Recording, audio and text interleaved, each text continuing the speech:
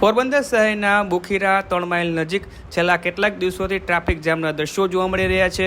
Dwarka સોમનાથનો highway બન્યો ત્યારથી જ તે 3 માઇલ નજીકનો દ્વારકા તરફનો જે સર્વિસ રોડ છે તે બનાવવામાં આવ્યો નથી। આ ઉપરાંત જે વાહન ચાલકો છે, મોટા વાહન ચાલકો છે, તેની ઈચ્છા મુજબ વાહન હંકારી રહ્યા છે, તેના કારણે ટ્રાફિક સમસ્યા જોવા મળી રહી છે।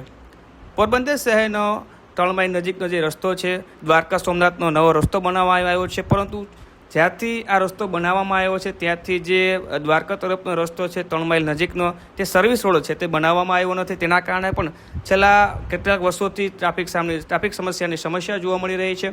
આ સાથે સાથે જે મોટા વાહન ચાલકો છે તે ઈચ્છા મુજબ પોતાના વાહનો હલાવી રહ્યા છે, હંકારી રહ્યા છે, તેના કારણે પણ 3 માઇલ નજીક ટ્રાફિક સમસ્યા જોવા મળી રહી છે।